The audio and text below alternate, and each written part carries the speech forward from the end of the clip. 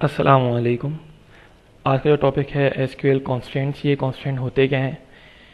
Constant are rule used to limit type of data that can go into a table, यानी कि जो भी data आप table के अंदर इंसर्ट करेंगे, ऐड करेंगे, उस डाटा में जो है कुछ रूल्स या फिर कुछ लिमिटेशन वगैरह अप्लाई कर देना। ठीक है, अब ये रूल्स जो है दो लेवल के होते हैं। कॉन्स्टेंट दो लेवल के होते हैं। एक होता है कॉलम लेवल जिसकी लिमिट्स होती है सिर्फ कॉलम तक, और एक होता है टेबल लेवल कॉन्स्टेंट इसकी जो है लिमिट पूरी टेबल के डाटा पे होती है। क्लियर है? अब कॉन्स्टेंट कितने टाइप के होते हैं? ये होता है नॉट नल, यूनिक, प्राइमरी की, कंपोजिट की, फॉरेन की, चेक, डिफॉल्ट और जीओआईटी। ठीक है, तो पहले देखते हैं नॉट नल। नॉट नल क्या है? Not null constant restrict a column having a null value, यानी कि आप जो है इस कॉलम को रिस्ट्रिक्ट कर दें कि आप इस कॉलम के अंदर जो है कोई भी नल वैल्यू नहीं दे सकते। ठीक है, इसकी क्यूरी क्या है?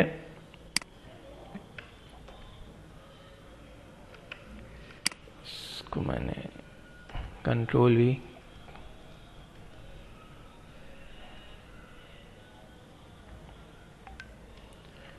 मैंने जो है एक पहले डेटाबेस क्रिएट कर दूं, क्रिएट डेटाबेस स्कूल के नाम से,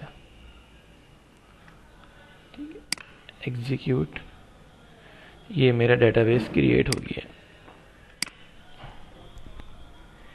ये स्कूल आ गया। ठीक है, अब मैंने कहा कि यूज स्कूल, यहाँ से सेलेक्ट कर लिया मैंने कौन सा स्कूल। ठीक है, मैंने कहा यूज स्कूल। स्कूल यूज करते हुए एक टेबल बनाओ स्टूडेंट के नाम से, और S I D integer not null, यानी कि एक कॉलम है एस आई डी, एक कॉलम नेम और एक कॉलम है एज का। मैंने एस आई डी पे कौन सा कॉन्स्टेंट लगाया? नॉट नल, यानी कि मैं एस आई डी को जो है नल नहीं छोड़ सकता। ठीक है, इसको मैंने सेलेक्ट किया और मैंने एग्जीक्यूट कर दिया। ठीक है, अब ये डेटाबेस के अंदर आता हूँ मैं। टेबल्स को मैंने रिफ्रेश किया, इसको मैंने एक्सप्लोर किया, ये टेबल आ गई स्टूडेंट के नाम से। इस पर मैंने राइट क्लिक करके एडिट टॉप 1000 रोज। अब मुझे इसमें डाटा ऐड करना है। मैंने 1 हारिस एज डी 20। ठीक है, मैंने 2 आई डी ली, नेम दिया एहसान, एज डी 25। ठीक है, मैं 3 आई डी ली, नेम लिया मैंने असद, एज मैंने नल छोड़ दी। ठीक है, ये इसने एक्सेप्ट कर ली नल। ठीक है, अब मैं आईडी नल छोड़ता हूँ। मैं नाम लिख लिया यहाँ पे अली और एज लिख दिया 30 और एंटर किया। तो इसने क्या दिया? मुझे एरर दिया, can not insert null value into column S I D, यानी कि आप एस आई डी को जो है नल वैल्यू नहीं दे सकते। इसमें जो आपने कोई ना कोई वैल्यू देना लाजमी है, और वैल्यू किस टाइप की होगी? जो भी आपने यहाँ पे डेटा टाइप सेट की होगी क्यूरी में। क्लियर है? इसके बाद जो हमारा अगला कॉन्स्टेंट है वो क्या है? वो यूनिक कॉन्स्टेंट है। यूनिक क्या करता है? ये जो है मेरे जो है जो भी वैल्यू आएगी कॉलम में वो मेरी यूनिक होनी चाहिए, डुप्लीकेट नहीं होनी चाहिए। ठीक है, डुप्लीकेट आएगी तो ये जो है मुझे एरर दे देगा। अच्छा, इसके लिए सिर्फ इतना सा है, ये मेरा आ गई यूज स्कूल यूज़ करते हुए। मैंने कहा एक टेबल बना दो, किस नाम से? स्टूडेंट का पहले से बना हुआ है, तो मैंने कहा स्टूडेंट 1 के नाम से एक टेबल बना दो। उसमें एस आई डी है, इंटीजर, नॉट नल है और यूनिक लगाया मैंने, यानी कि इसमें इस कॉलम के अंदर मेरी यूनिक वैल्यू ही आएगी, डुप्लीकेट वैल्यू अलाउ नहीं है। इसको मैंने सेलेक्ट किया और एग्जीक्यूट कर दिया। अच्छा, इसमें भी 3 कॉलम है, एस आई डी है, नेम है और एज। इसको मैंने सेलेक्ट करके जो है एग्जीक्यूट करा। ठीक है, अब टेबल्स को मैं रिफ्रेश करता हूँ। इसके अंदर टेबल आ जाएगा एक स्टूडेंट 1 के नाम से। इसके अंदर मैं डाटा ऐड करूँगा, एडिट 1 हारिस 20, 2 एहसान 25। ठीक है, 3 असद 29। अब इसमें मैं आईडी देता हूँ 2। ठीक है, नाम दिया इसको मैंने माजिद और एज दी मैंने इसकी 15। इसने मुझे फिर एरर दिया। क्या दिया? वायोलेशन ऑफ यूनिक कॉन्स्टेंट, यानी कि यूनिक कॉन्स्टेंट का वायोलेशन आ रहा है। ठीक है, ये आपका कॉलम क्या है? इसमें आपने यूनिक कॉन्स्टेंट अप्लाई किया हुआ है, तो इसमें सिर्फ यूनिक वैल्यू ही आएगी। अब जो है ये मेरा एक्सेप्ट कर लेगा वैल्यू। ठीक है, इसने एक्सेप्ट कर लिया। अच्छा, ये यूनिक कांस्टेंट था। अच्छा, इसके बाद आता है कौन सा, प्राइमरी की। ये जो है बहुत ही कोई मेन कांस्टेंट होता है हमारे टेबल का, टेबल के कॉलम का। प्राइमरी की constant uniquely identify each record in a database. ये भी जो है डेटाबेस का जो भी रिकॉर्ड है उसको यूनिकली आइडेंटिफाई करेगा। लेकिन यूनिक कांस्टेंट और प्राइमरी कांस्टेंट में एक फ़र्क है कि यूनिक को जो है आप नल छोड़ सकते हैं, ठीक है। यहाँ मैंने लिखा हुआ है क्यूरी के अंदर SID नॉट नल, ठीक है। अगर मैं ये हटा दूँ तो मैं यूनिक कांस्टेंट में जो है नल वैल्यू दे सकता हूँ, ठीक है। एक तो यूनिक वैल्यू आएगी, दूसरी मैं नल देना चाहूँ मैं नल भी दे सकता हूँ। लेकिन प्राइमरी की में क्या होता है, एक तो आप यूनिक वैल्यू देंगे, डुप्लीकेट वैल्यू अलाउ नहीं है, और इसको आप नल भी नहीं छोड़ सकते।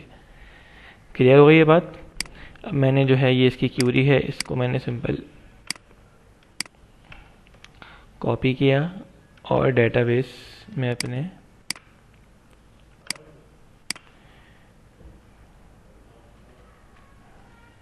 पेस्ट कर दी। इसका नाम रखा मैंने student2, ठीक है। मैंने कहा टेबल बनाओ student2 के नाम से SID int प्राइमरी की, ठीक है। मैंने इसको ऐसे कॉन्स्टेंट लगाया है प्राइमरी की लिख के। क्लियर है। मैंने इसको जो है सेलेक्ट किया और एग्जीक्यूट कर दिया। अब मेरा जो है टेबल बन गया होगा। रिफ्रेश किया, ये मेरा टेबल आ गया student2 के नाम से। इसको मैंने एक्सप्लोर किया, डिज़ाइन में जाऊँगा इसको मैं, तो देखें ये की बनी हुई आ गई। की क्या बता रही है कि ये वाला कॉलम आपका क्या है, प्राइमरी की है। प्राइमरी की से मुराद इसमें जो है यूनिक की वैल्यू आएगी और नल वैल्यू भी अलाउ नहीं है। देखिए जैसी टेबल बना तो अलाउ नल्स पे जो है चेक नहीं लाया हुआ, ठीक है। बाय डिफ़ॉल्ट चेक हटा हुआ है। अगर चेक होता है इसका मतलब आप ये वैल्यू नल छोड़ सकते हैं। क्लियर है। अच्छा, प्राइमरी की अगर आपने जो है इस डिज़ाइन से बनानी हो तो वो कैसे करेंगे, जिस कॉलम को भी आपने प्राइमरी की देना है आपने सिंपल उस पर करेंगे राइट क्लिक और सेट प्राइमरी की, बस ये प्राइमरी की बन गई, ठीक है। उसके बाद अच्छा, अगर हमें टेबल पे प्राइमरी की अप्लाई करनी होगी तो वो कैसे करेंगे, alter table student add primary key SID। ये कमांड किस लिए, आप प्राइमरी की अप्लाई कर देंगे किस पे, SID वाले कॉलम में। तो उसके बाद है कंपोजिट की। कंपोजिट की क्या होती है, अ प्राइमरी की कैन कंसिस्ट ऑफ वन और मोर कॉलम ऑन अ टेबल। जब मैं प्राइमरी की जो है एक से ज़्यादा कॉलम पे अप्लाई करूं तो वो क्या कहलाती है, मेरी कंपोजिट की कहलाती है। क्या मतलब, एक मेरा कॉलम ये है SID और एक मेरा ये है। मैंने इसको भी सेलेक्ट किया कंट्रोल दबा के और मैंने राइट क्लिक करके सेट प्राइमरी की। देखिए मैंने दो कॉलम पे प्राइमरी की अप्लाई कर दी, तो ये क्या बन गई, मेरी कंपोजिट की, ठीक है। आप दो कॉलम को भी मिला के जो है प्राइमरी की बना सकते हैं, तो वो क्या कहलाती है, आपकी कंपोजिट की। अच्छा, इसकी अगर क्यूरी देखी जाए तो वो किस तरीके की है,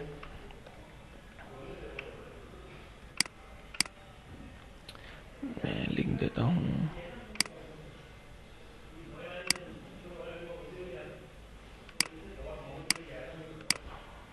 यूज स्कूल यूज करते हुए एक टेबल बना दो, किस नाम से, अच्छा क्रिएट टेबल एम्प्लॉय, ठीक है। उसमें कॉलम है लास्ट नेम, एक फर्स्ट नेम और एक बर्थ डेट और एक सिक्योरिटी नंबर है, ठीक है। 3 कॉलम है इसमें। सिक्योरिटी नंबर इंट, इसको मैं ये कर दूं, ठीक है।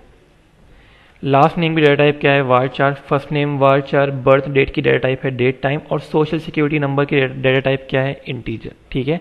अब मैंने कहा प्राइमरी की बना दो birth date comma social security number, ठीक है। इस तरीके से क्यूरी में लिखते हैं। इसको मैंने सेलेक्ट किया, एग्जीक्यूट कर दिया। इसने क्या कहा, कमांड्स कंप्लीट सक्सेसफुली। अब टेबल को रिफ्रेश करते हैं तो एम्प्लॉय का टेबल आ गया। इसके मैं डिज़ाइन पे गया तो देखें 2 कॉलम क्या हुए हैं मेरे, प्राइमरी की सेलेक्ट हो गए। ये कहलाती है आपकी कंपोजिट की। इसके बाद जो है constant foreign key. Foreign key is used to relate 2 tables. ये जो है 2 टेबल को रिलेट करने के लिए यूज़ किया जाता है। Foreign key constant is also use to restrict action that would destroy link between tables. To understand foreign key let see it using 2 tables. देखिए आपके पास जो है 2 टेबल है, एक टेबल है कस्टमर डिटेल टेबल का और एक टेबल है ऑर्डर डिटेल टेबल का। कस्टमर डिटेल के अंदर क्या है, कस्टमर आईडी है, कस्टमर नेम और उसका एड्रेस, ठीक है। ऑर्डर डिटेल के अंदर कौन कौन से कॉलम है, ऑर्डर आईडी है, ऑर्डर नेम और CID। यानी कि कौन सा ऑर्डर, उसकी आईडी क्या है और वो किस चीज़ का ऑर्डर है और किस कस्टमर ने की है।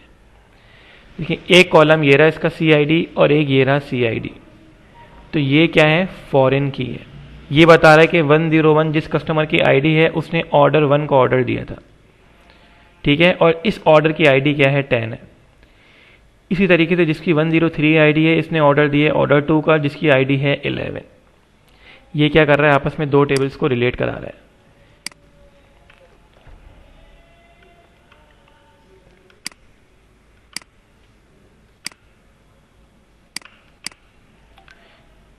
स्टूडेंट एम्प्लॉय,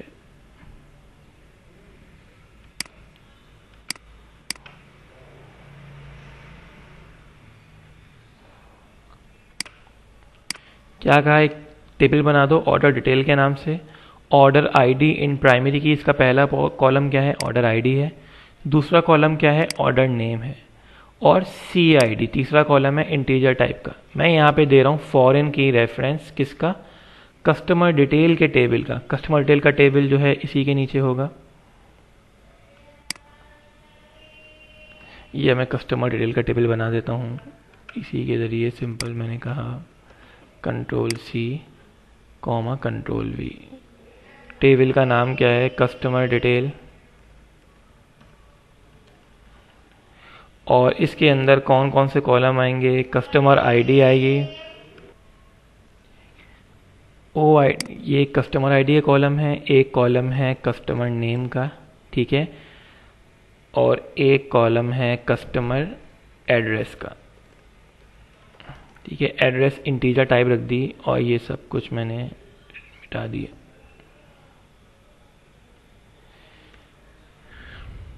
ठीक है, तो ये आपका टेबल बन गया किसका, कस्टमर डिटेल का, और एक बन गया ऑर्डर डिटेल का। इसको मैंने सेलेक्ट किया, एग्जीक्यूट, आपका टेबल यहाँ पे आ गया होगा। टेबल्स को मैंने रिफ्रेश किया, कस्टमर डिटेल का टेबल आ गया, ठीक है। इसी तरीके से मैंने एक और टेबल बनाया ऑर्डर डिटेल, इसके अंदर मैंने फॉरेन की रेफरेंस दी है। कैसे दिए, मैंने कहा फॉरेन की लिखा, उसके बाद मैंने कहा सी आई डी, जो ऑर्डर डिटेल के टेबल के अंदर जो सी आई डी है वो फॉरेन की रेफरेंस दिया किससे, कस्टमर डिटेल की सी आई डी से, ठीक है। इसको मैंने सिंपल सेलेक्ट किया और एग्जीक्यूट, ये भी बन गया। टेबल्स को मैंने रिफ्रेश किया, ठीक है। अब इसके अंदर डाटा ऐड करना है तो सिंपल राइट क्लिक करके एडिट टॉप टू 100 रॉस में चले जाएं और डाटा इसमें यूँ ऐड करना है, ठीक है। यानी कि जो आईडी यहाँ पे हो वो लाजमी यहाँ पे आए, यानी कि यहाँ पे लिखा है कुछ और यहाँ पे जो आईडी लिखी हुई है वो आईडी यहाँ पे एग्जिस्ट करती ही नहीं है। इस चीज़ का ख़ास ख्याल रखना है। क्लियर है। खैर, उसके बाद क्या है, चेक कॉन्स्टेंट। चेक क्या है, is used to restrict value of a column between a range, ठीक है। यानी कि आप जो है इसके अंदर जो भी वैल्यू देंगे आप एक रेंज दे देंगे कि इस रेंज से ऊपर की वैल्यू होनी चाहिए। क्लियर है। अगर इससे नीचे की होगी तो वो एरर देगा। इसकी भी क्यूरी देखी जाए तो सिर्फ एक ही कॉन्स्टेंट चेंज है, क्या लिखा हुआ है, S I D not null, check S I D is greater than 0, यानी कि जो भी स्टूडेंट की आईडी आप ऐड करेंगे वो किससे बड़ी हो, 0 से बड़ी हो, ठीक है। अगर मैं यहाँ पे लिख दूँ 1, अब यानी कि अगर मैं रिकॉर्ड ऐड कर रहा हूँ और मैंने स्टूडेंट की आईडी लिख दी 5, तो ये मुझे एरर देगा, यानी कि स्टूडेंट की आईडी क्या हो, 10 से बड़ी हो लाजमी, इज ग्रेटर देन। उसके बाद जो कौन सा कॉन्स्टेंट है, डिफ़ॉल्ट कॉन्स्टेंट। अच्छा, डिफ़ॉल्ट कॉन्स्टेंट किस लिए है, आप जो है कोई नल वैल्यू छोड़ते हैं किसी भी कॉलम पे तो उसमें नल लिखा हुआ आ रहा होता है। क्लियर है। अब मैं चाह रहा हूँ जो भी यूज़र कोई अगर कॉलम नल छोड़े, यानी कि उस कॉलम में कोई ना कोई वैल्यू ना दे, तो मुझे प्रॉपर कोई ना कोई टैक्स लिखा हुआ है। मैंने इसको जो है इस पूरे को control we,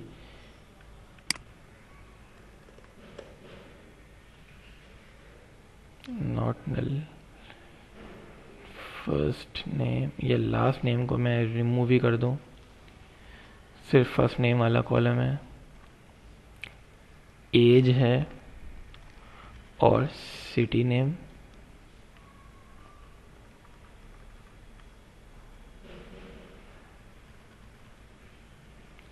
city varchar default. अब देखिए डिफ़ॉल्ट वैल्यू आपने ऐसे लिखनी है सिंपल, जिस कॉलम में भी आपने डिफ़ॉल्ट वैल्यू देनी है। ये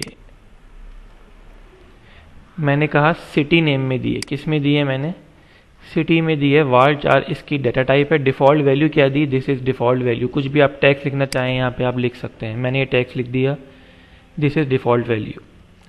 अब जो भी यूज़र सिटी वाला कॉलम में जो है कोई भी फील्ड नहीं देगा, कोई वैल्यू नहीं देगा, तो उसमें ये टैक्स लिखा हुआ आएगा। ठीक है, चेक कर लेते हैं इसको। सेलेक्ट किया और एग्जीक्यूट, तो पर्सन आईडी का टेबल बन गया होगा मेरे डेटाबेस के अंदर। इसको मैंने रिफ़्रेश किया और यहाँ पे ये टेबल आ गया पर्सन्स का। ठीक है, इसमें मैं वैल्यूज़ ऐड करता हूँ। एडिट, आईडी दी 1, हारिस, एज 20, सिटी नेम दिया मैंने कराची। ठीक है, अब एक और मैंने आईडी 2, एहसान, एज 25। अब इसको मैं नल छोड़ता हूँ, मैं डायरेक्ट एंटर कर दिया। ठीक है, नल लिखा हुआ आ रहा है मुझे यहाँ पे। अब जब मैं क्यूरी लिखता हूँ सेलेक्ट स्टैटिक, क्यूरी क्या लिखूँगा मैं,